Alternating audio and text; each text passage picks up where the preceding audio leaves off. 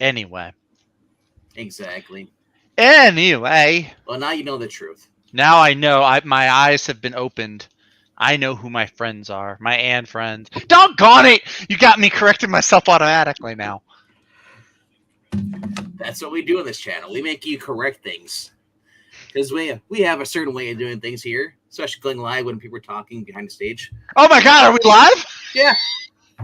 But how much was actually on air and how much wasn't? You'll have to find out later. What But the heck? yeah. You know what's really weird though? Like we went live and it said 10 for a second, then now it's back down to 0 on StreamYard. But it's weird. But anyway, what is up, everybody? It's me, RDV, and I'm here to show off some few books with my friends. With your what? I knew it. Aha! He got you. I was waiting to see if anybody's paying attention. No, with my and friends here, yes. I'm sorry. I'm not playing the game anymore. I am watching something to do with the Olympics. Why? Because Simone Biles is a national treasure. Wait, the dude? No, Simone Biles? I don't know. They all have the same weird names over there. She's like one of the highest gold medal achieving gymnasts in not like one U.S. of. history. Oh, excuse me. No, I think she probably beat it. I think this past week or so. I'm sure I showed it. A lot of guys watching it too. Olga Corbett, Nadia Comaneci. I think she's stepped on all their heads. What's up, Ethereal Dragon? We'll watch it over on Twitch. That's right. We're streaming to Twitch and YouTube. Figuratively, because she's really short. Yeah, and couldn't step on anybody's head. She's built too. Like her shoulders. My sister was commenting the other night. Like her shoulders are like broad. Like I only know that crazy. Blonde. Like everybody's going crazy over the past year. The gymnastic. Did you not know about the dude who was doing the pole vaulting, but he knocked the top thing over because it's become a meme. I started watching that video in slow mo. I was like, that can't be real. I did watch it in slow motion. I watched it zoomed in. Did you see the outkick pole? No. Would you rather win a gold medal or have everybody know that's why you didn't? Guess what won?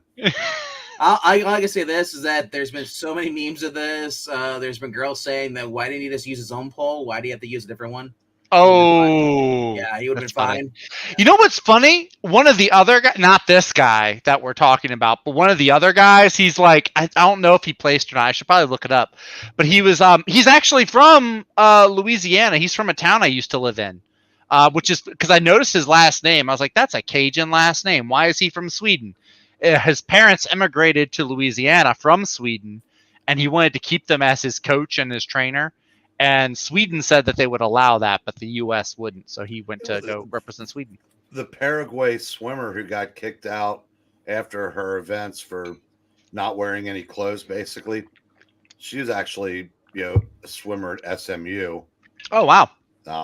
Yeah. And that, I said, 2 weeks ago, no one knew who she was, and now most of the world does. So that's going to be great for her brand. And yeah, she wasn't the one that was throwing up all that. Oh yeah, they were from swimming in the what, the Seine River, the Seine, whatever they call it. Hey, Shirley, what's up? Also, I was up in Cincinnati too. I got a thing to say about the traffic and how people drive when there's a Reds game going on. But I'm going to save that for later. Thanks for not stopping by. I didn't know we were on a tight schedule. We were. No, really. Thanks for not stopping by. Oh, okay. He didn't want me to know where he lives because he doesn't want me to know where his comic treasure chest is. No, if you'd had time, I would have loved to have had you stop by. I love meeting guys from. Yeah, like I said, if we had like an extra day and nothing to do, I would have reached out. But I knew we were going to be nonstop going. That's okay. Why is it so hot up there? I planned it for it to be like less humid than it was down here, and I was really bummed out. It felt almost identical. Dude, well, there's no water to break it up. Okay. Sorry, the Ohio River doesn't count. Well, up here it's probably even more humid up here where I am than it is by Breen. It was pretty awful, and I was at like an outdoor wedding too, which was just miserable. Been on those before. Yep. Yeah, and those are just not fun. Either it's super windy or cold.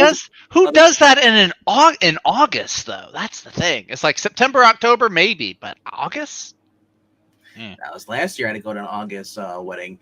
Either Mhm. August or October, and I was just like, dude, we're up north. You could Yeah. snow any other day. Right. The closer we get to winter, like we've actually had snow on the ground like October 1st. Yeah, and being like 30 degrees outside is a high. But anyway, for those who are new here or those who are just waiting, what we do here is Why are they talking about sports and weather? And we talk about comics. We show off the books that we got on yesterday, and it's just or at least I order them, and from least favorite to favorite. Of course, you don't have to; those are on the panel, but that's basically implied, I guess. Mine get difficult to do that some weeks. Well, when all of yours books suck, I can understand why. I get almost the same books you do. Yeah, but your versions of them suck. Yeah, exactly. All righty, so we'll get going here. We got quite a few books here. 6, 7, 8, 9, 10. Start with 12. Dang. Well, speed it up because I got lots of back issues to show. Oh, you? Ooh, fun. Well, you're at age, there's a lot to show. That made no sense. No sense at all. I'm on Team Zach now. No, if you think about it, your age, there's a lot of back issues. Not always. It's a stretch. That's a stretch. No, he's not wrong. He's not wrong, Not but it's today, but tomorrow, who knows? All right, number 12. Yeah, this story just sucks now. I'm with Eric. The art is good, but it's like the gimmick is, hey, we will give you a shitty story, but we'll just keep showing a lot of topless girls. That's it. So it's become boobs for boobs, and that's it. And two of us were boobs. But here's the thing though, is like there's like, I'll give this though. The spinoff series was worse because it was just basically lesbians and everybody was basically fucking each other. That was it. There was no really story. This I couldn't. Now the main guy, I guess from the very first story, I don't know if he's bald anymore or if he's got hair now, but whatever, he's back with the original company. The outfit was because someone else is running it, and it was just really hard to follow the story because it was just boobs. That's all it was. The story was just non-coherent. Yeah. But alrighty. Number 11. If you want drama in a book, this is the book to get because everyone's basically fighting each other now. Ever since they lost their powers, basically hell has basically been taken over by Spawn's former wife. Dead wife is now later Spawn. She closed all of the hell portals, took away their access to their hell ability, Spawn's ability. Spawn's wife isn't she Spawn though, right? No. Character.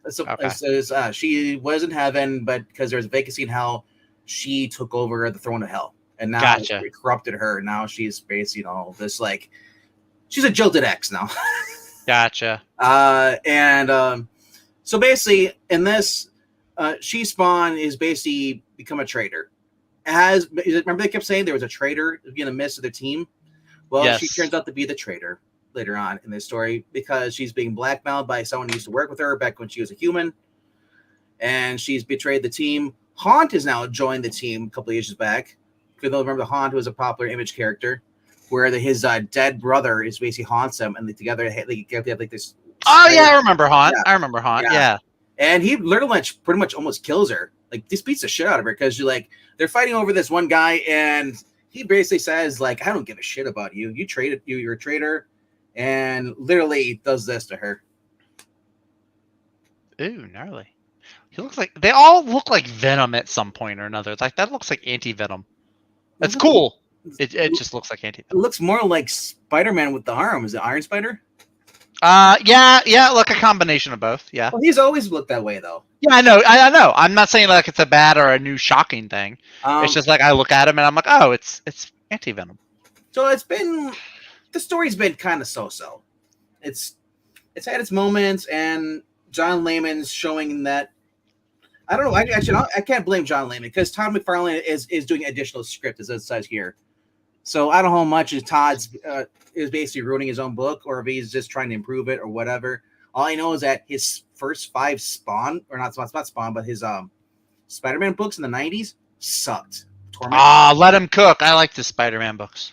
Did you read Torment? The first 5? Wait a minute. Do you like McFarlane's Spider-Man book that he wrote?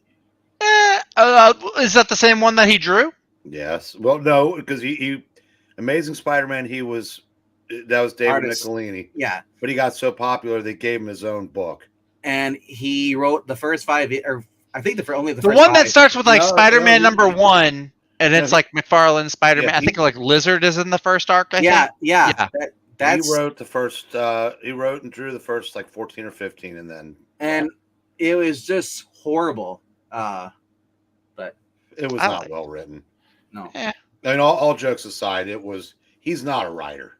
No. I know some people are like that. Some people do better as artists than writers. The McFarlane Spider-Man, then read McFarlane's.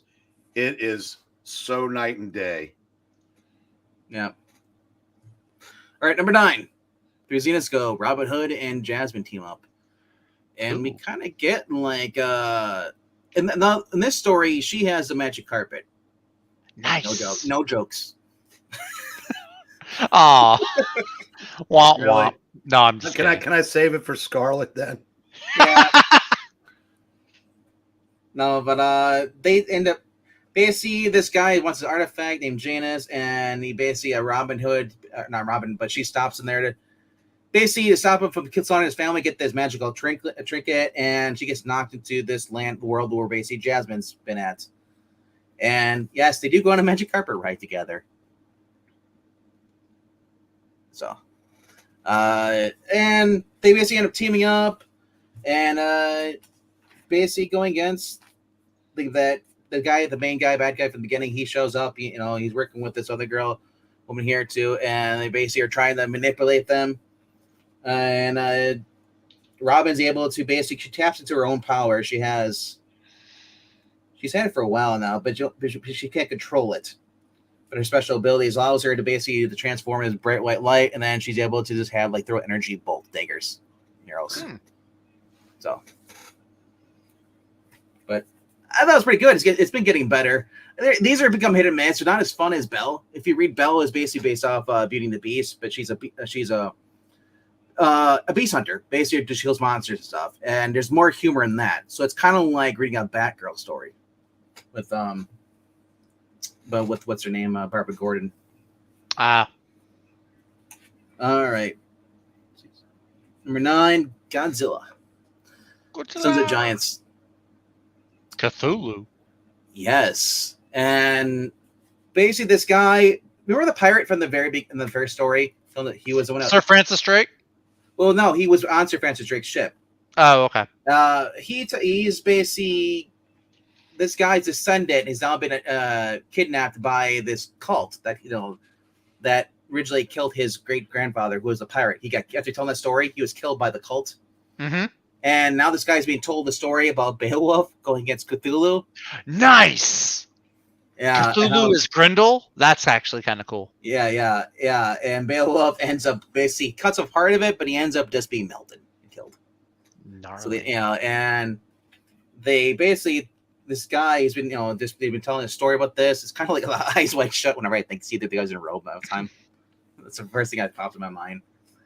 And he tells about how Rome fell. He's like Rome didn't really fall the way people think the way it fell. Godzilla showed up, so did the Cthulhu monster, but then they were joined by Mothra and I think it's Rodan. Rodan, you're here. And basically, this powerful meeting of them, basically, the guy says, we will learn that such assembly was much needed then, and as much as needed now. The past great threat is not even great threat is an even greater one now. That's why we must act. And he takes off his now. This is funny. He takes off his. Remember, this is like the 1700s, still kind of around there, late 1700s. This is after they had the great duel. The two guys shot each. Mm-hmm. Yeah, Hamilton and Burr. And guess who's the leader of the cult? Burr or Hamilton? No. It's Please George tell me it's Jefferson. Hamilton. President George Jefferson. Dude, George. Oh, Jefferson. Okay, I thought you meant Washington. It's like Washington is just getting all the bad screen time. George Jefferson. George Jefferson. Yeah, they might have went. No, it's Thomas Jefferson, but I like George Jefferson. Sounds better. At least that definitely means he's moving on up.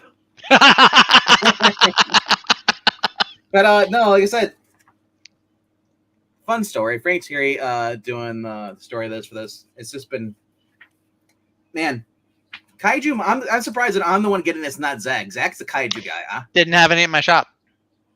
Well, you should tell your shop to get off his ass and start ordering these. I need to actually be. So all of my orders go through Previews World, which is the website. So I'm actually going through right now, and I'm organizing. I'm taking out old subscriptions and applying new ones. This has been fun. Also, it's a mini series, so I'm gonna get the first trade. I saw the first one. I'm gonna go back and get that next week. But yeah, it's just been nice. I'm like, wait, the story of Beowulf. I'm like, wait, this is interesting. And he goes against this Cthulhu kind of like monster, and that's it's been fun. 8 is Ultimate Black Panther. It's kind of just there at this point. It's above the what's it called? Peach Ultimate X-Men? Yeah.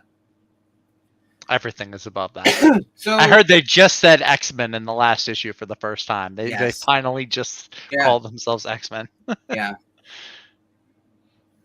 And so basically, in this, the only cool thing about this is that basically, the Wakanda is basically been under attack by the Khonshu and Rao, and it basically T'Challa doesn't want to go and he kills enemies, and he's being advised, like, well, they don't give two shits about, geez, like, I'm not going to kill my own people. That's because they're enthralled by these fake gods.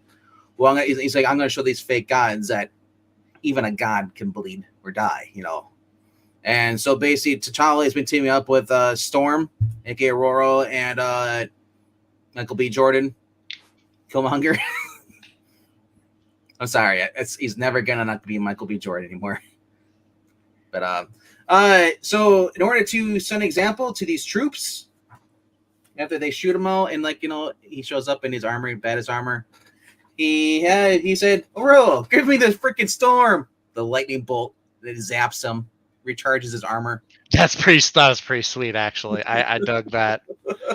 That's the coolest thing that's happened in the past 7 issues. I know, right? And he just goes around, he just disarms them, and then he says, like, those people is like, name the one who set you free, Black Panther. Black Panther. He's like, yeah, and he shits off. He's like, I'm gonna set an example. He just shoots like, he just shoots the lightning bolt in the sky. He's like this. It's like, Wakanda forever. It's like I said. There's this probably. You're right. This is the coolest part of this whole entire series so far. Otherwise, it's been kind of a bore. I mean, we got Storm, but it's not really Storm. It's like But they did say he told Storm and Killmonger, he's like, I need someone who's understand of the arcane mystics and magic, and stuff, and he's like, do I know a name? He's like, if I knew a name, I would go find it myself, So I'm wondering if they're gonna introduce a Doctor Strange. Or maybe even a Doctor Doom. Well, no, it can't be Doctor Doom because maybe they're going to have to Doctor Strange then. That would be neat if they did have another Doom, because I know that would work better with Wakanda. Maybe Namor. If they had an ultimate Namor, that would be cool. But they want mystics. No one understands Namor. Atlantis has mystic stuff. At Atlantis, they just had the whole vampire thing, the whole bloodhunt thing. They had stuff with Atlantis. So I don't know. Well, I'm just saying, because I don't need Namor in the Ultimates. I like Namor, though. I think he'd better than Jason Aaron writing Namor, I'm sure. No more. Okay. All right. 7 is Scarlet. Basically, if you want Black Widow as Scarlet, this is the book. In this issue, she goes in, does her job, beats up the bad guys, is injured, and manages to survive. And then at the end, they after she takes out the generator, They steal whatever they came for, and end up basically meeting their contact, which turns out to be Cobra, landing on the helicopter, landing on the roof. But seriously, this is what I say when I say it's basically Black Widow. This is exactly what from that reminded me of that. It reminded me of the action scenes from the Kelly Thompson Black Widow run. Yeah, I thought it was an okay issue. Probably the best issue they've had for this series so far. What is that, 3? Yeah, I think so far that might be the best one so far, because 2 was really slow, and 1 kind of confused some people. Yep. So, but I'll let Brain go more into that in a sec. Number 6. Begin this because this has actually been fun. For a Jody Hauser book, I'm shocked. But then again, keep in mind this is based off the cartoon. So if you're not a fan of the cartoon, you're not gonna like it. But but this I treat this as the Elseworld thing. Basically, at the Cadmus or the lab or the Rikers Island Penitentiary, he's Clark helped free an Amazo robot who has sentient life, and he ends up getting caught and basically interrogated by Bloodsport in this. And when Blood starts not looking, Clark pretty much uses his super speed to get out of the thing and to talk to Lois, an Amazo robot who's basically just anything he touches, he absorbs. So he can't control it. He's like, and Jimmy's like, well, can we just go to your place, Lois? He's like, no, I have expensive things there, literally. So, like I said, it was a decent issue, kind of funny. I liked it. We get to have a nice scene on the bridge where Superman has to hold up the bridge because idiots at basically destroyed the bridge in their fight scene. So, as Clark's parents are there, and don't worry, they weren't not headed to the Fire and Ice Drake show. But they end up going back to Cadmus Labs. That's where they hide the robot, only to be discovered on camera by you can't escape her because the wall's everywhere. Amanda Waller. Wow. And the only thing I don't like about this series the most in general is that that's supposed to be Deathstroke. Yeah, I saw the way they designed Deathstroke. He looks too young. That's my one problem. I don't care if he has long hair. I care that he looks like he's a college student. So the reason the art is like this because this is done by the same people who did the DreamWorks Voltron. I understand that, but they can still draw older looking people. Like Waller looks like an older adult. Yeah, Deathstroke does not. She should be an older adult. This is the guy that has 3 or 4 children. He should not look like he's 19. Like I said, for a kids thing, this is all right. Still got its woke elements in it, but it doesn't really bother as much. All right, books I did not get a chance to read. This one here. This is Thundercats Chara spinoff. Looking forward to that. Got this for my sister because she likes the movie. This is the tie-in 1 of 4. Nice. Yeah, you got to read it in Chris Pratt's voice. So the art's pretty decent. I mean, it looks pretty funny from what I glance through it. So if you're a Garfield friend or a fan, it's all right, I guess. I mean, the art kind of looks like the 80s art, I guess they're going for. But of course, you get The Walking Dead. This is our what's this? Whose cover this is? Is that Samney? Nope. Sean Phillips. Phillips. Okay. Yep. Nice. Yeah, he's been doing the connecting covers, so I'm like, why not grab him? There he is. Right. Yeah. Top 5. All right. Technically, I only have a top 2, but I had to put other ones in there for the top 5. Number 5 is Vampirella Reflections, where basically the Vampirella's daughter from the alternate universe is going around and she has to help free this world. This is the one multiverse. Yes, for those who hate multiverse, this has been since on Universal, can't escape it. On this Earth, this is the one Earth where Vampira lost, and the Chaos Lords won. So Lilith is basically there to help us set this world free. And she runs into Vampirella, who's basically been working for the villain, the main, like the demon queen over, but secretly actually leading a resistance. And so we kind of get her. Basically, these two are going to end up start working together. she's got another sentient ship that's supposed to be like that has like her brother. Basically the daughter's name is Lilith, which I thought was kind of funny because that's the name of the Vampirella's mother. But art's decent in here too. That's not bad. I liked it, you know. I did see this. I was going to read it earlier, and I could recommend it again. Where did I see that? They're doing Terminator again. So the guy who's basically running Thundercats is going to be taking on Terminator. Interesting. Yep. So, alrighty. Number 4, the final issue, Doctor Strange.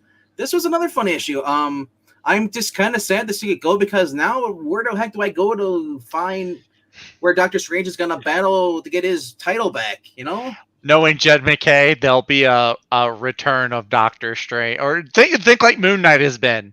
There'll be a something will happen, and they'll have a series. They'll just be under a slightly different title. I thought this was interesting because she says, like, even though you may not have your red cape, you can still be at the blue cape. You're still good enough for me to wear this corset to. Yeah, Master of Magic of Black Magic and Blue.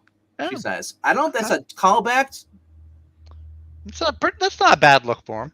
I remember him having a blue cape. I thought in the early.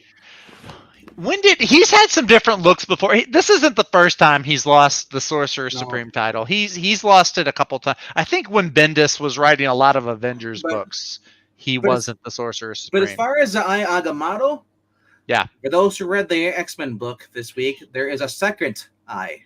Oh, that was addressed long before X-Men. That was back in Savage Avengers. So I'm wondering if Steve's going to get that one. Steve Rogers? Stephen Strange. Oh, Steve Strange. Oh, I'm sorry. I'm used to calling him Stephen Strange or Doctor Strange, not Steve. So I'm curious because what's out? I mean, I just happened to glance. I was like that final eyes. I was like, what? That's actually another. I'm like, okay, whatever. Yeah, there's 2 eyes. Most people have 2. Some have 1, but most people. I don't know. He could have been a Cyclops, and Agamotto's a Cyclops. Could have been a what? Cyclops. Thank you. No, it's only if you have 2 called Cyclops. Number 3. Wolverine Deep Cut, man. Claremont just is awesome with this. Nice. If you're a fan of Wolverine, classic Wolverine, you're gonna like this, especially when he goes up against the Marauders. It goes back to the orphanage where basically Scott Summers grew up, and the orphanage. And he says, most people think this is a regular orphanage here. He's like, but actually, there's a laboratory underneath. He basically, he says, I use all 4 of my senses. Except his eyes. He can smell, he can taste, he can hear. Runs to the Blockbuster, throws Blockbuster through a wall, starts taking out the team one by one. He took a Vertical and Prism by throwing Blockbuster the wall through them. Starts taking out Arclight, and then Scrambler's there too, punches them. Then Vertigo and Scrambler have an idea. They're going to fight against him. They said the only time we can win against this guy, Wolverine, is if we work together. And they use his powers, and he really just fucks up Wolverine. Harley. Yeah. So he ends up getting knocked back into the wall. And he laughs. He's like, he's laughing. He's like, that's the best he got. And then he realizes the wall behind him that wasn't Sabretooth, the real fake fought, because the real one's been here. And then he said, the Marauders, you guys are stupid idiots. You should be working with me because you guys are just pawns for Sinister. There's a whole bunch of them. He said, like, basically, when you guys you're no longer useful, he just pops another one out from the tank. So, like I said, I've been in love with this. I've been loving Claremont's. The guy spent 16 years on writing X-Men. It's true. I mean, he created his own lore for most of the characters. So it's whenever he's got a chance to come back and write and do some more Wolverine stuff, I'm always for it. This takes place between Uncanny X-Men 246 and 251. So, also he addresses by basically having how his healing works, because this is after he fought the fake clone of Sabretooth that took out his eyes. He dresses how he's not with the adamantium, skeleton. He's much heavier than he is, so he has to relearn how to fight because he's too damn slow. But yeah, and he talks about what was it, Mutant Massacre? How the Marauders almost killed his friends. So really fun. Geeky is here. I'm here if you want. All right, number 2. I'm trying to get the right books here on this minute. Number 2, Kosher Mafia, dude. Very, very fun series. If you've not been reading this, you're missing out. This is probably this rotates with my number 1 spot. They keep flip-flopping because they're that damn good. And I'll let Breen talk about this, but I'll just say this though. It's anything but kosher what goes on in this book. That's kind of funny. Yeah.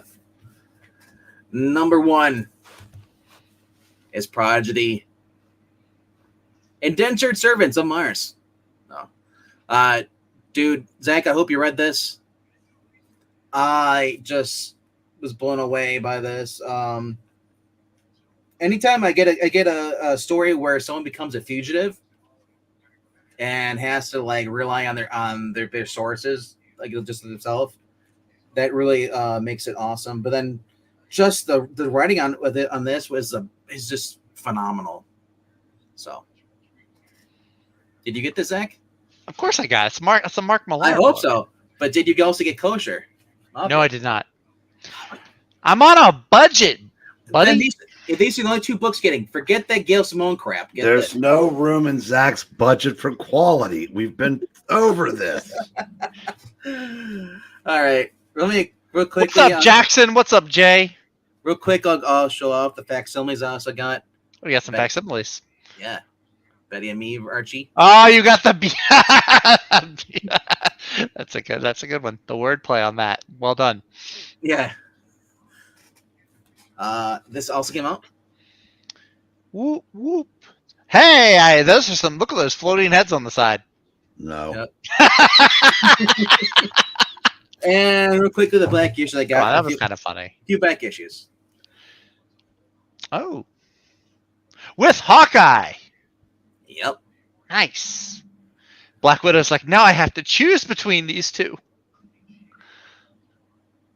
What never missed. Is that Grey Gargoyle? Or are they just... Oh, okay. No, this series that he's showing are from the Steranko Strange Tales run. Gotcha. Grey Gargoyle is one of my favorite Marvel villains. He's just kind of cheesy, but I like him. And he's also... Look at that! Shirtless Nick Fury carrying a dame over his shoulder. 20 guns aimed at him. That's a... You know what? Where's the justice of this world? That should have been on the Nick Fury cover tier listing. That's cool. That's also cool. He just karate kick that guy. You know, in another universe, there's a Nick Fury TV show starring Chuck Norris and an eye patch. I want to live in that universe. That's cool, though. Yep. That's pretty neat. That ugly Black Panther's colored correctly. Pretty sure that reprints Avengers 54. Yeah. I also got this. Oh, nice. Dan Stevens. By Ditko. Yep. Where the mitten go. Yeah, if you ever want to, for everybody that says how good of an artist Steve Ditko is, you don't want to make that argument when he's sharing a book with Dave Stevens. Yep.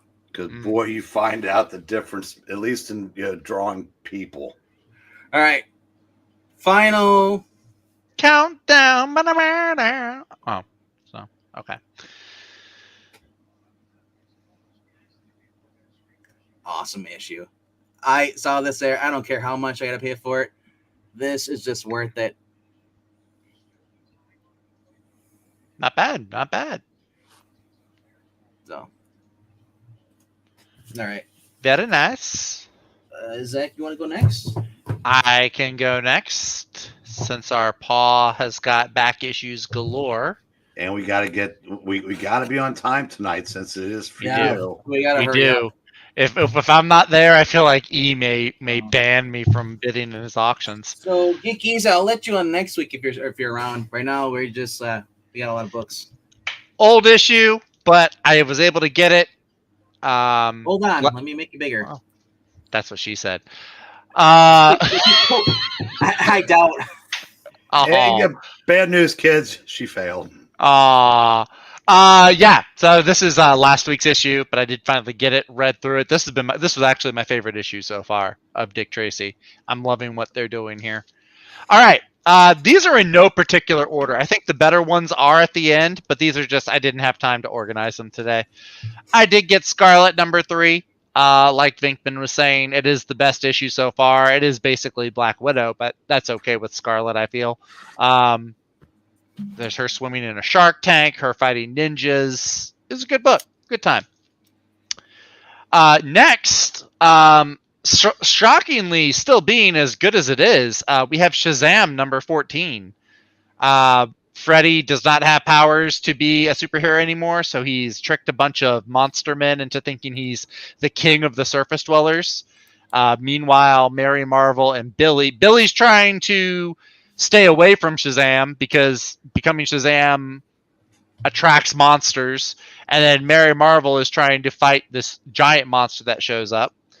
This is good though. It's been shockingly good since the creative team took over. And Emanuela Lupacchino is back on art for this, so that's a win. We've got Free Agents, issue #2 from Image Comics. Really, this is really cool. So it's about a squad of alien soldiers. They're all humanoid looking, but they're aliens. And they'll have different powers. They get stranded on Earth after their commander gets lost in a freak accident. The commander comes back in this issue, and he expects all of his troops to just fall in line. There's some tension in the ranks with that. But the really cool part, especially if you enjoy Radiant Black, this ties into the Radiant Black universe. He shows up at the end because the superhero battle in this takes place in Milwaukee, which I guess is where he's from. And so he shows up at the end saying he's going to hunt down these free agents, which is the name that the media give the superheroes. So I thought that was pretty cool. I wasn't expecting this to tie into any other, although it's Image. And I know Image is doing this thing with all of their superheroes now where they're tying them all in together. So I guess I shouldn't be too surprised. Well, wait, but that was pretty cool to see. He's from Milwaukee, and the other one's from Farmington. That's pretty cool to see, actually. It's the second guy from Wisconsin in that Image. And actually, there's another hero going to be in the next issue named Superstar, which I think is this guy from Kurt Busiek and Stuart Eminem. So he's going to be in the next issue as well. But yeah, I thought that was yeah, there he is right there. Radio. And I was looking at it because they don't name him here, but I was like, that's got to be Radiant Black. And then reading the little synopsis for the next issue, they were like, yep, that was him. That was the guy. We do got Ultimate Black Panther, #7 here. I thought this was pretty interesting. I thought, first of all, yeah, the whole thing with Storm striking him with the lightning was sweet. That was actually really cool. That was worth the price of admission. They are doing something cool here, though, where it's like the vibranium like maybe has a will of its own. Not quite like a symbiote, like a little bit more subtle than that. I thought that was pretty interesting. I'm kind of wanting to see what he's got in mind, where that's going to go. But not a bad issue overall. I'm waiting for like Okoye or one of his royal family to be revealed as a mole or a traitor. I'm waiting for it. I feel like it's going to happen. Christian Okoye? No, Okoye, his wife. It'd be cooler if it was the old Chiefs running back. We do have. I did get Prodigy. I got the black and white cover.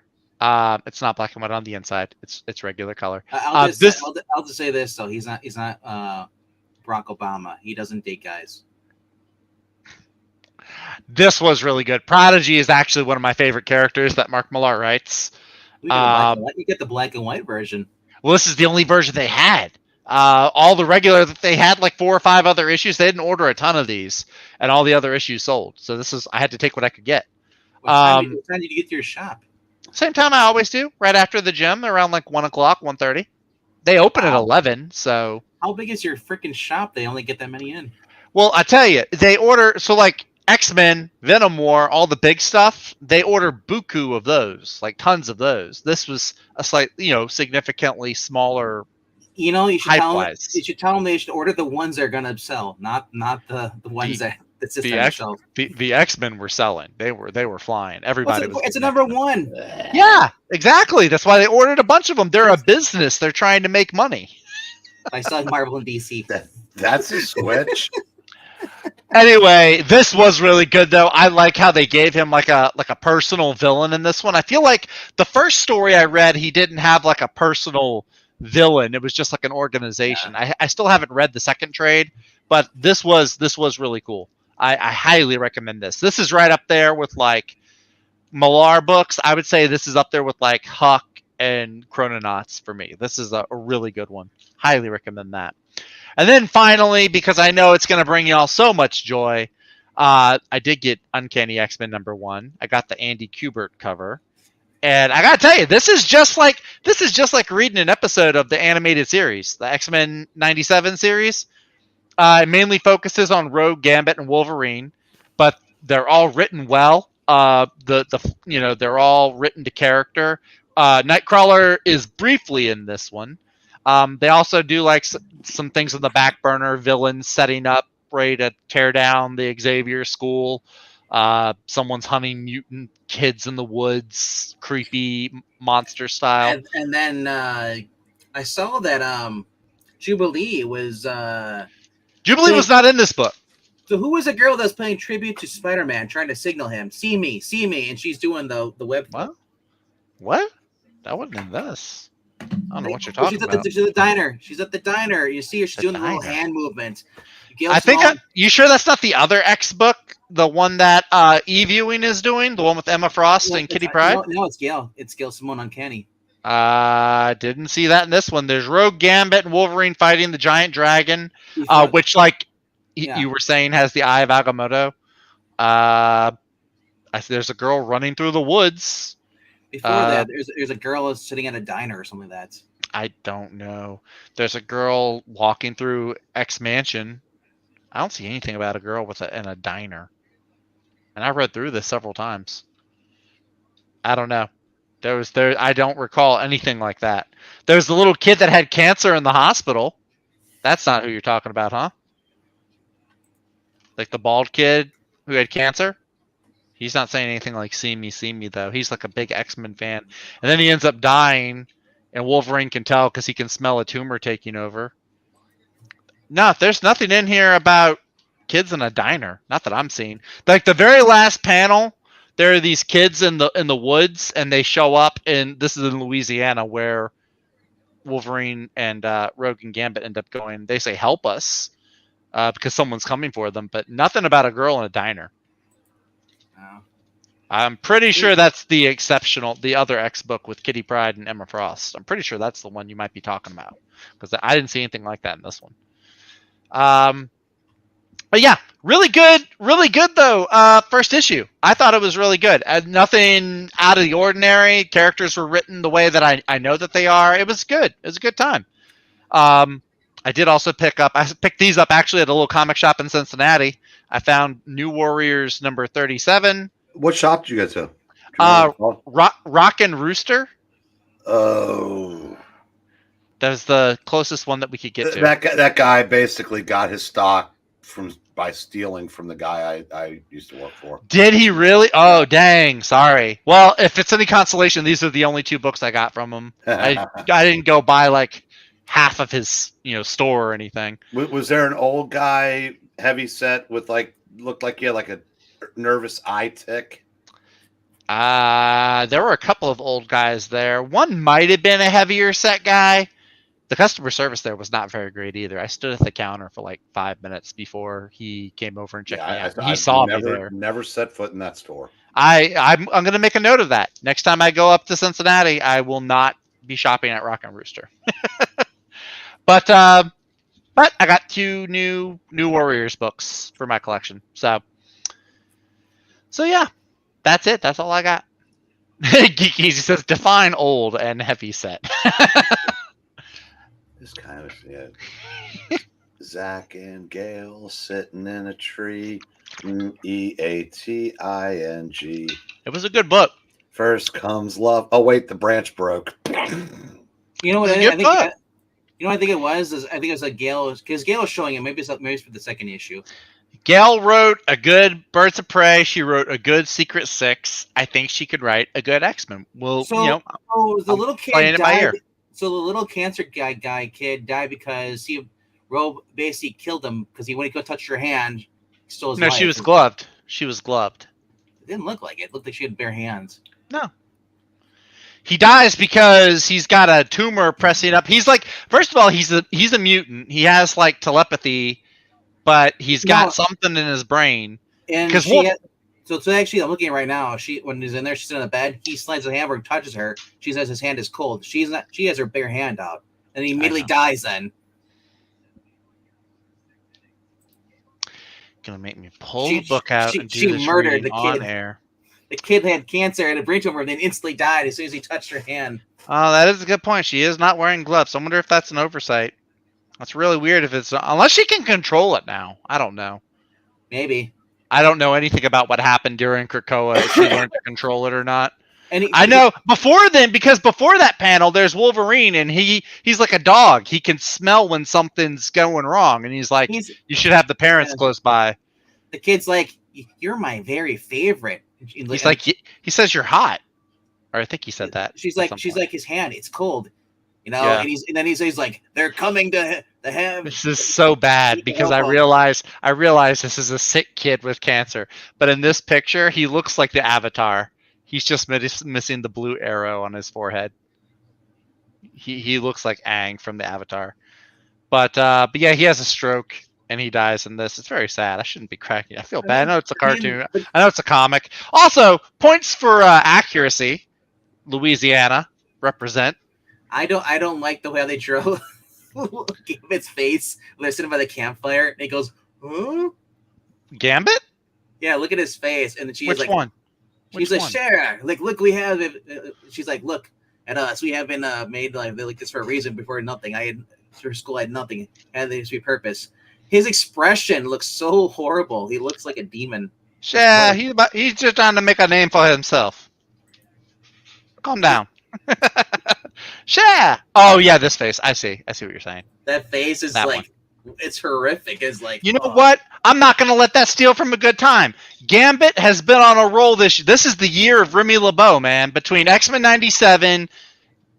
Spoiler, guys, 5, 4, 3, 2, 1. Deadpool and Wolverine, and between this, it's the year of Remy LeBeau, and I'm here for it.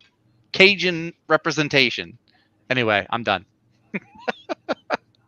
No more comics. That's it. All right. That's it. No, that's like I said, budgetary reasons. Go ahead, Pa. All right, son. What'd you get at that comic book? Them funny pages shops. Well, I done went in there, and all right, I'll start with the facsimiles. Nice. Also got the Betty and Me, and I find it hilarious. They actually reprinted that. I know as politically correct as Archie is, I'm surprised they have this much of a sense of humor still.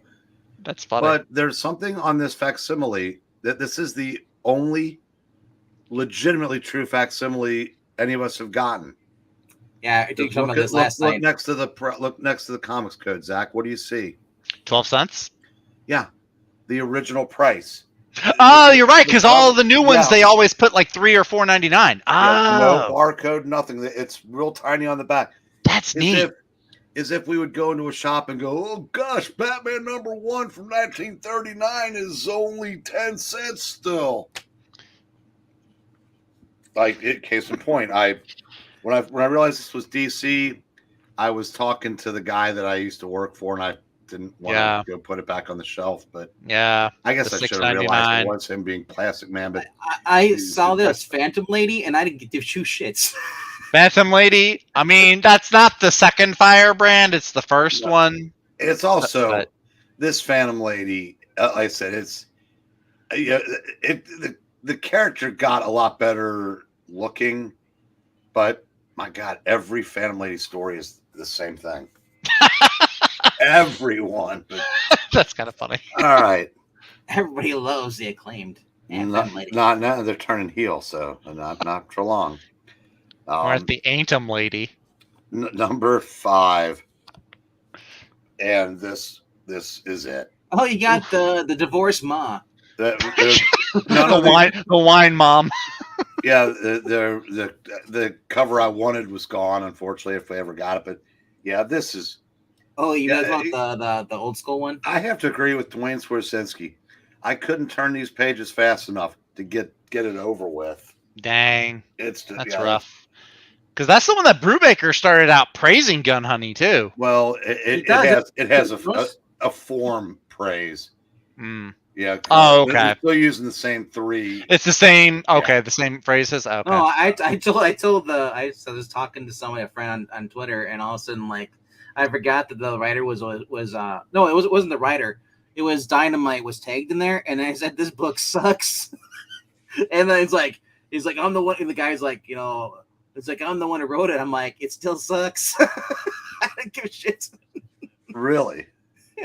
Yeah. Well, I guess he was using whoever was using the website on the Dynamite Twitter thing handle must have been the writer, Charles Adai. I'm like, I don't know how he was on there, but yeah. The sad thing is he's a great writer. I just don't like this. Mm-hmm. I mean, his novels I love, his short stories I love, but it's like he basically decided, like, you know what, he half-assed it. He wanted to give a shitty story and just rely on the art. I don't know. I love news, but if there's no story, I don't care. Yeah, I don't know. Maybe who knows? Okay. Cruel Universe. I wasn't going to get this because Epitaphs in the Abyss pissed me off so bad, but I thought I would give it another shot. Well, the good news is there's no politics in this one. Nice. The bad news is there's not much of anything in this. Oh. The first story, the Matt Kint story, had a decent twist. Yeah. And that story I would say is legitimately good. Oh.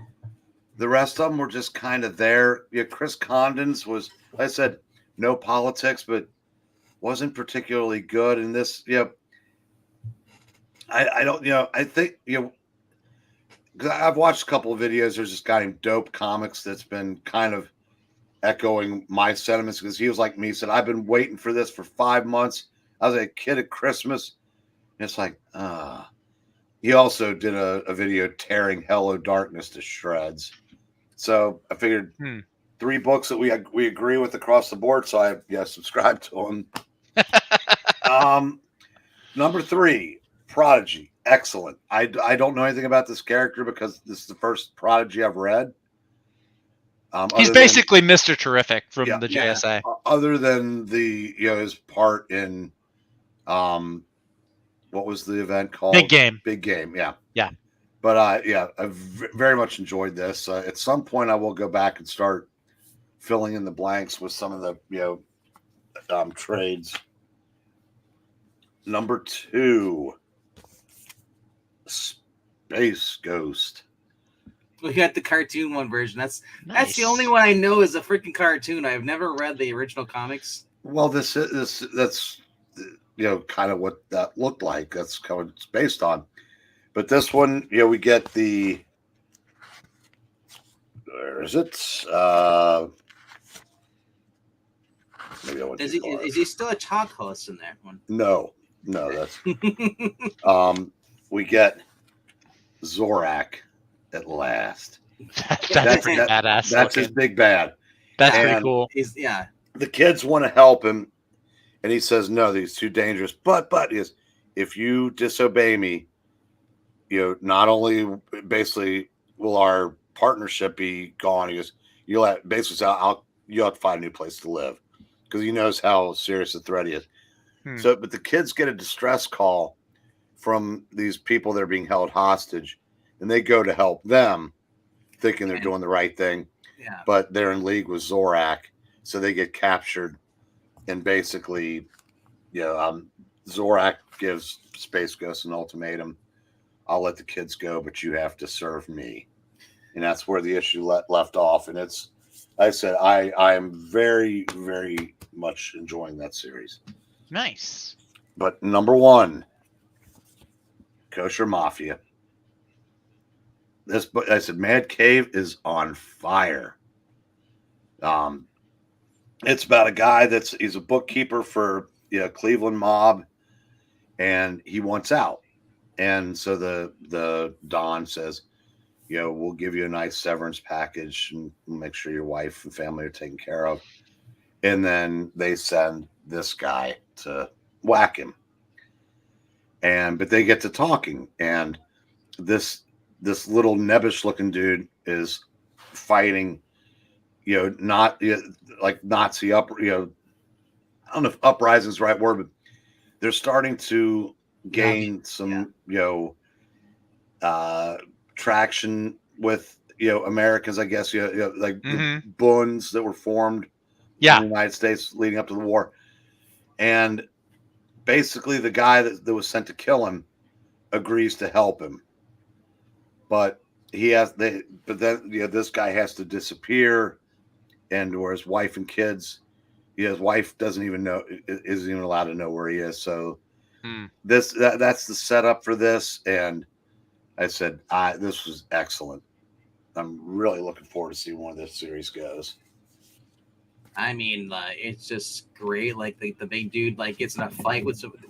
He's like, "You, Goldilocks and the Three Bears, put that shit away. They're stealing." He's like, and the guy's like, "That's not how the rhyme goes," and he just kicks our ass. All right. So, Jerry and I went to couple comic shops Sunday. Ooh. And how's Jerry? Could you say that any creepier? How's Jerry? So I'll show what I got. Oh, colorful. There's 545, and these are both interiors by Kane. Avengers 39. Oh, that's what I'm talking about. Hercules and Hawkeye. Hercules. There you go, Zach. Have some Grey Gargoyle. Yeah, I have that one. That was one of the first back issues of Avengers that I ever bought. I bought it at a convention. I probably overpaid for it, but that's a really cool cover. Wasn't that the one we tried reading on the channel, but the Silver Age couldn't read with us because he was too busy? I think we did. We might have read that without him. I think I've got that one too. That's a inferior Wonder Man jacket, but this is about the guy that has a piece of Thor's hammer as a keepsake, and he gets knocked into a vat, and since he's holding the piece of the hammer, he somehow manages to come out of the vat looking like that dude. Yeah. Britt Baker's in that one. 194. Oh, that one's cool. Tentacles galore. Some good Avengers back issues you got here. George Perez art. The great one. The true great one. Bugs Bunny Christmas Funnies. Oh, nice. From 1954.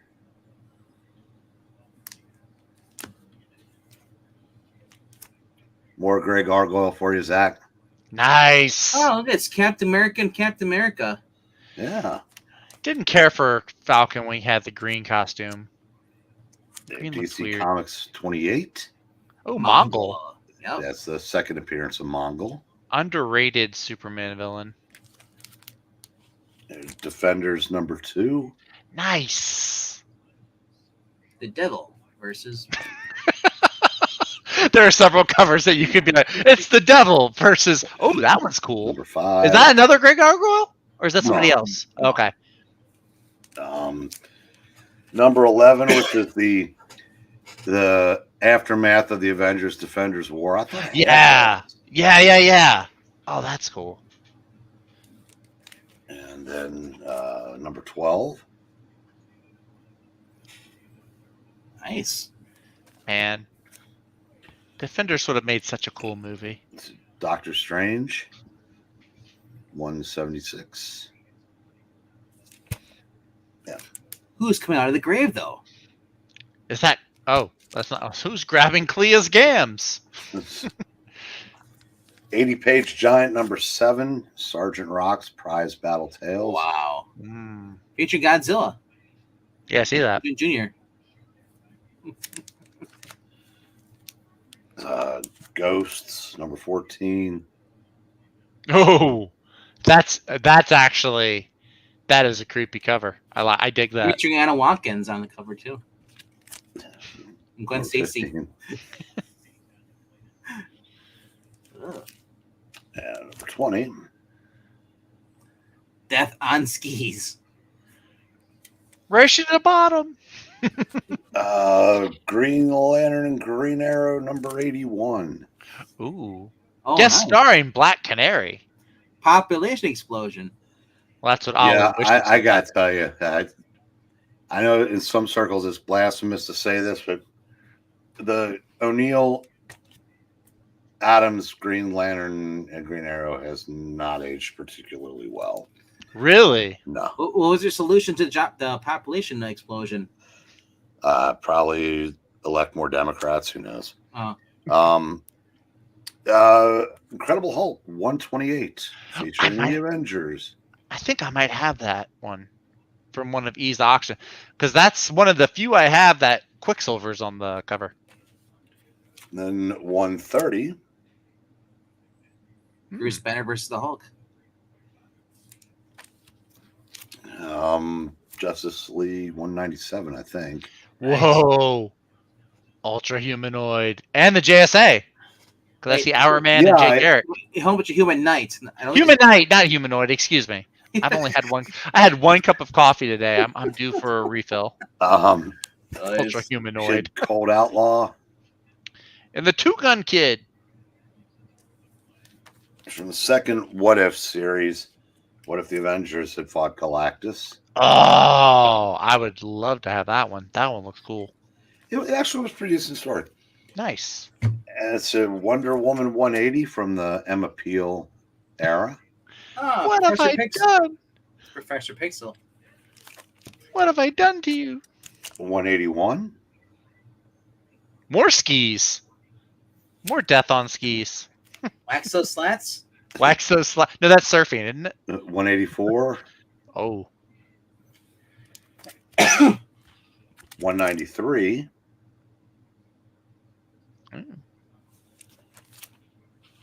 194. Is this when she lost her powers? Yeah. Yeah, when she was just like a spy. 195. And after they abandoned that and she was doing the 12 trials to get back in the Justice League, here's 213. 12-step program. And I got a bunch of American flags and Grimjacks and a couple of Magnus robot fighters from the Valiant era, but yeah, I'm not gonna bother to show those. Wow. So that was my haul. You're the first person I know that I've talked to that owns Wonder Woman from that era. I don't know anybody who owns books from that era of Wonder Woman. I used to have all of them. Yeah, but I'm saying it's not a big popular thing that Well, it's just that there's not as many of them out there. They're more expensive.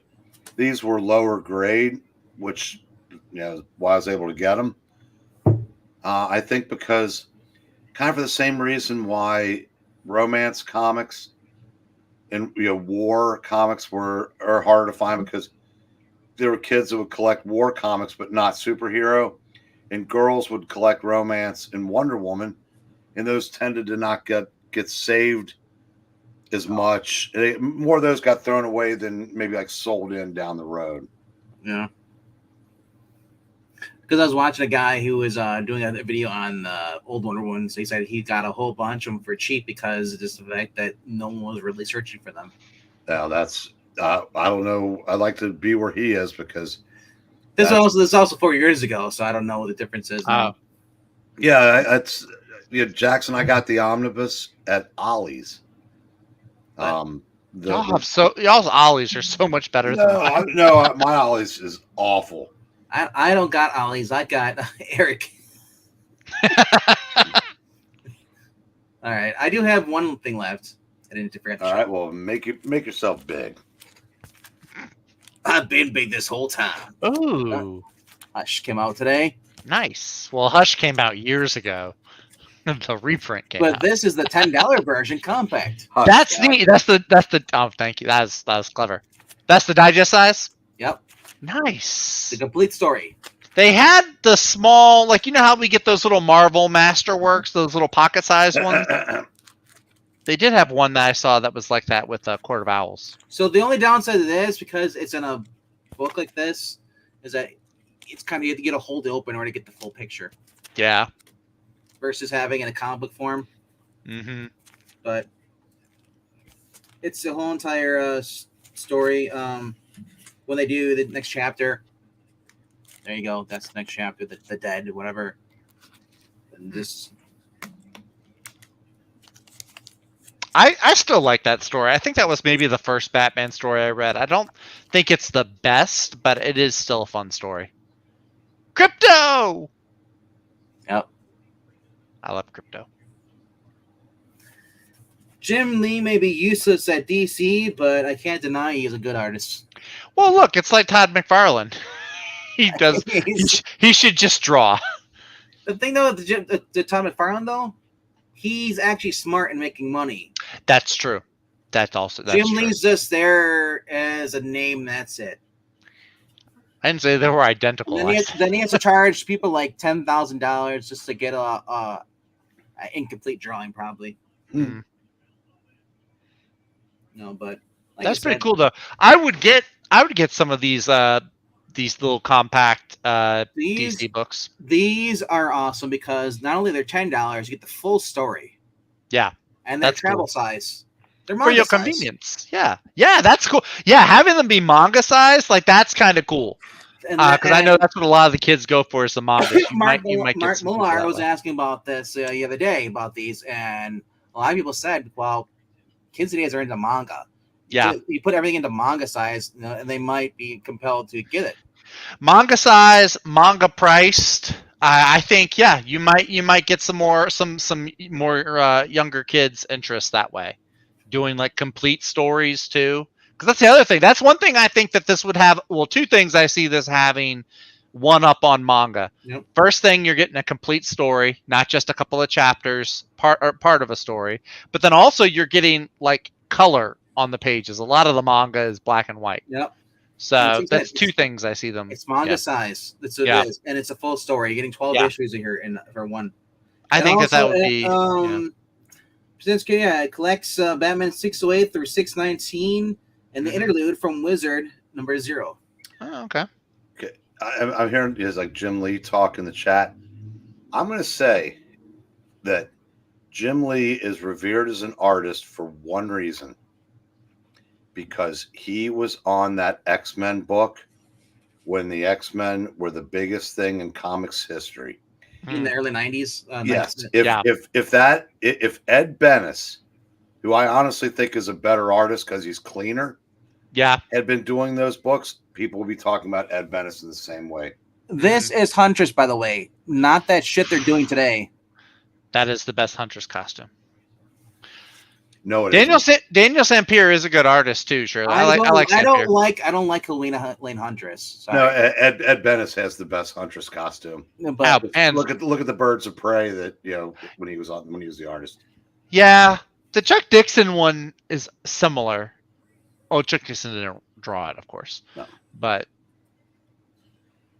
like I said, I just have so much fun with this. I prefer the Helena Bertinelli Huntress to Helena Wayne. Yeah, Killer Croc. I love Killer Croc on that first issue. Yeah, that was cool. So, like I said, for $10, you can get these. I got not bad at right all. now. They have for those who like Watchmen, they get out in the size compact disc form. Yep, not compact disc, but compact. Little compact. Yeah, they had that, and then I saw Court of Owls. Court of Owls is the other one I have. Yeah. 2 stories I've never read before, and I figured, you know what? It's a manga size, and I can take wherever I need to go and just read it. It's great. Yeah. I should have got the Court of Owls one. I was seriously looking at getting it. I may get it next week. I almost got the Absolute Edition, hardcover, deluxe edition, lower size. Oh, yeah? But I thought about it. It's like, well, if I'm traveling, this is perfect for me. Yeah, it really is. It really is. I would like to see, and of course, they may Yeah. never do this. But I would like to see them do this with like older books, like just take whole story arcs from like John Byrne's Superman or Frank, all kinds of storylines and put in that. Marania says Jim Lee to me is an overrated artist. Same with McFarlane. But then again, my tastes run to Ivan Reyes, Clayman, Jason Fabek, and Gary Frank, of the modern artists. Shirley says, I like Jim Lee, but Jim Lee art I find is really good for its time. It feels repetitive now. Same stances and faces. Maybe it's just me. I could see that. I could see the case for that. No matter what artist you look at, sometimes it's real. There's very few artists that I've ever come across where their faces don't look the same for all the guys and the girls. Yeah, Lee got lucky working on that run of X-Men, but I also think he gave Claremont a shot in the arm as the stories got better, and then he kicked him off, and then he left. Yeah. He kicked Claremont off? Yes, he had that kind of power at the time. In 1991, I believe. Is when that Imagine kicking Claremont off X-Men. Claremont. Imagine being that guy. I've heard people say not flattering things about him that work in the comics industry. Jim Lee also was in about Lee. About Jim Lee. Jim Lee also was working on not just X-Men. Was he also on X Factor too as well? Well, no, that was Louise Simonson. Oh, and that was also years at the time. By that time, X Factor was. Oh God, I don't know who was writing it by then. Did he also do Punisher Warzone?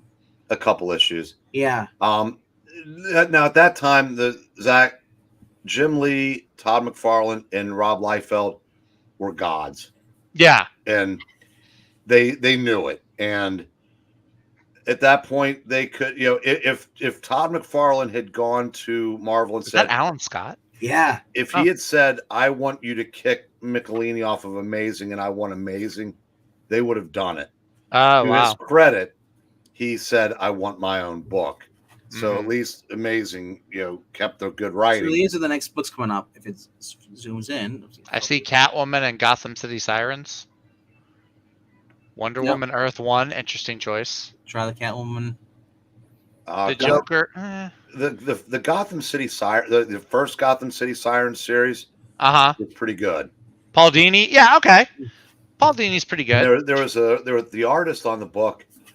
His name is escaping me, but he was also the artist on the first couple of Catwomans in New 52. Mm-hmm. I would say get the Long Halloween because there's gonna be another Halloween story. Yeah, they're doing. Was it the last Halloween? I think. Yeah. It's like a tribute to Tim Sale. Yeah. Also, All-Star Superman, I think, would be a good one to get to. It wasn't Yannick Paquette, although I love his art too. Yannick Paquette is. I'll know the name if somebody gets. Here's the other ones, though. You can get to. They're all Oh, come on, Zdarsky Batman. It's been out for 5 minutes. Granted, the first story arc was pretty fun, but come on, do they all have to be Batman? Give me a JSA story or Outsiders or something. Batman Year One. So I'm still waiting for the Scott Snyder Justice League omnibus. He said it's coming. The other one they had in here too was Batman the Black Mirror by Scott Snyder. Yeah, that's here with LeJacques. I've heard about that story. I don't think it's as big as Court of Owls, but I have heard about it. But yeah, I don't know. But like I said, it's been fun. This is the best way if you're trying to catch up on stories instead of you don't want to buy those huge giant books. Yeah, right. Have the hardcovers or this is small, compact. This will fit on your shelf easier. Nice. The guy's is Gillum March. March. Gillum March. Yeah. Yeah, I love his art. Nice. A lot of people stopped getting Zdarsky Batman. I do like that art. Yeah.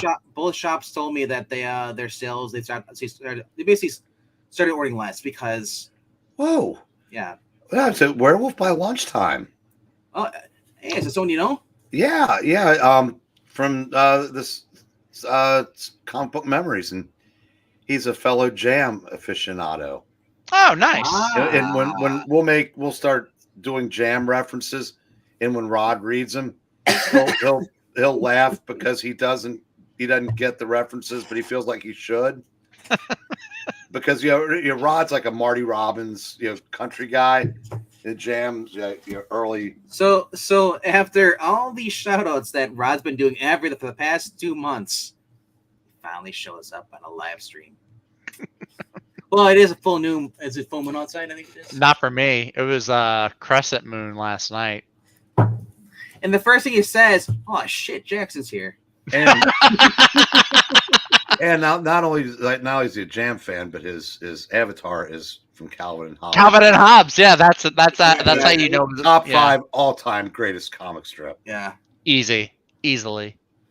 yeah. So For as much as we talk about comic books, we never talk about comic strips. You know, when we had when we had the old the bunch of record stores, there was a bootleg guy that used to go bootleg T-shirt guy that would basically drive the country. Unfortunately, I don't think he bathed, but that's but he had Calvin and Hobbes bootleg shirts and sweatshirts. I used to have enough to wear every day for a week. Then I got fat. But because Bill Watterson never licensed his characters for anything. Really? No. wow. It's like all the time, all the mud flaps you see with Calvin pissing on the other truck company. Oh yeah, those all have to be. Those are all bootleg, and any T-shirts you see are bootleg, and it's a shame because he left tens of millions on the table. Yeah. Oh, Eric here says it's 10:18 a.m. for me, day off work. Dang. Nice. Love a good day off. Yeah, he works at the tube station till midnight. That's one of the references that we do that we know Rod won't get.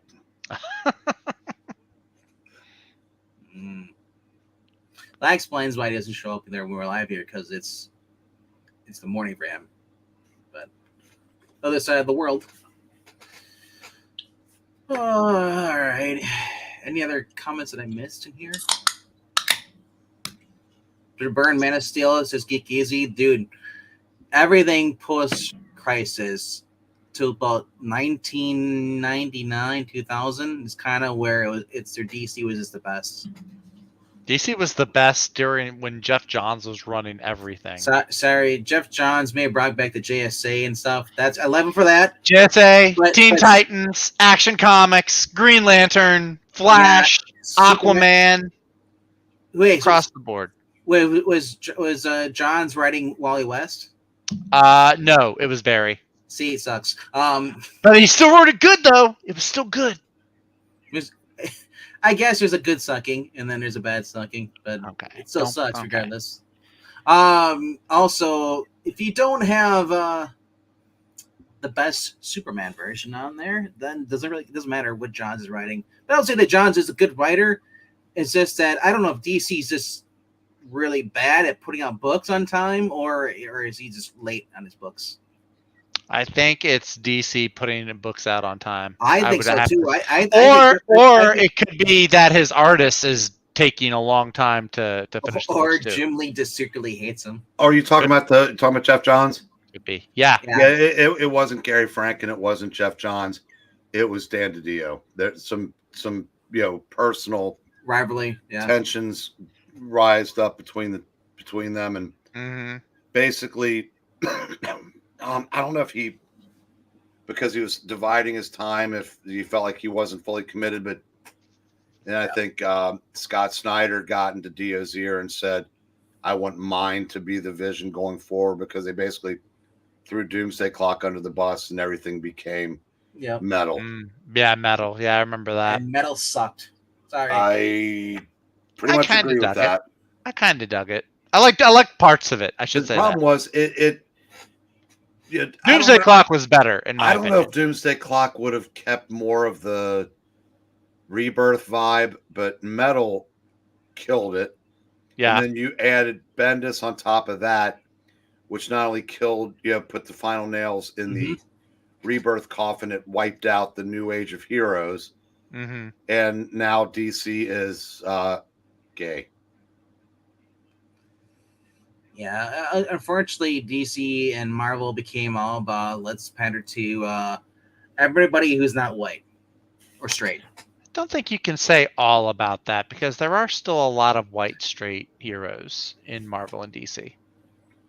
But are they still the same characters they were? 10 years ago, or even 5 years ago. X-Men is X-Men, Uncanny X-Men. It was like Krakoa had never happened with a lot of those. Yeah, Krakoa is still showing up and stuff. Yeah. You'll see that. As far as to answer your also the stupid mutant that was in the freaking forest that was getting hunted by the monster, isn't that the one that killed the guy? No, because I thought the same thing. That's not the same mutant. It's not the same one. Calm down. It's not the deer girl. That was my first thought. The deer girl had human legs, though. This one was like a fawn or something from Narnia. So I thought that. And I was like, surely. Because if it was, then hey, if it was, then it was a win either way. Because if it was, that girl was about to die. But it wasn't. It was somebody else. So she's a sacrificial deer. I remember that one, though. I remember. Who wrote that? Was that Steve Orlando? I think it was Steve Orlando who wrote that one. No one wrote it. It was just typed up. ChatGPT wrote it. Because for how bad some of these stories have been with the X-Men and the Marvel stuff, is like, yeah, man, they just need to get better monkeys, ones that still have some life in them. Right. Guys, we should probably wrap this up so we can get over to. We probably should. It's a big night. It's a big night for me. I've been wanting this for months. Like I said, I hope someone's there to host it. He is. He said he's gonna be there. Okay, cool. So the last thing I want is like there's Zach to be all hyped up, yay, and then it's like LK sitting out. Anybody in chat that we're heading over to I Love Comics where we do cover rankings several nights a week. Tonight we are being nice to Zach and doing his little new Warriors. I mean, it's a win. It's kind of a bait and switch. We're gonna be doing new Warriors. Don't even joke. I got my speedball avatar up and everything. So I'll post the link right here. Oh, he already sent me the link. Oh, no. You're talking about for the chat. Gotcha. So we'll be hopping over there on our friends channel to bring some covers. So you're more than welcome to join us over there. But thank you. Every vote counts too, and you don't have to know anything about the book. We're literally just looking at the covers and giving our thoughts on the covers. Literally the covers. That's it. You don't. So you don't need to know anything about the story, anything about the characters or the interior. It's just eye appeal. You don't need to know that Speedball sucks. Speedball is Spider-Man if Marvel let him be happy. We're not counting Civil War, but before that. That's what we're looking at. But anyway, yeah, let's go over there. He's as lame as the Polka Dot Man. Shut up. Pokemon Man is fun. He was one of the best parts of the movie. Anyway. All right, let's see you guys over there. But please make sure you have done so. Please click that like button. Leave a comment down below after the stream so it helps with the algorithm. Share out the channel, the links. Go to the Ko-Fi if you want to help the channel. You can go there. You can donate money. $1 if you can. Or if you can't, like I said, we're just trying to keep the lights on here and also try to pay for the books we use for readings on our Fridays, Saturdays, Sundays, and Monday nights. We do readings. So thank you all for being here. And we'll see you tomorrow for our reading. But in a few minutes, I Love Comics. I Love Comics. That is the name of the game. And also, no, seriously, though, Werewolf by Lunchtime, thank you for popping in here, man. Appreciate it. And also, welcome to Gucci and Shirley and any other new viewers who are watching this. You've been gone. Gucci's been here a long time. Gucci has been here? Oh, sorry. He's Jameson's #1 fan. Sorry, Gucci. I've been absent. But Shirley, welcome. Good to see new people in the chat. Thank you for being here, Shirley. It's great to see you here. All right. We can call her Shirley. Surely you can. Surely we can. All right. Bad puns out later. Good night, kids. Man. I want to go watch Airplane. Good night, everybody.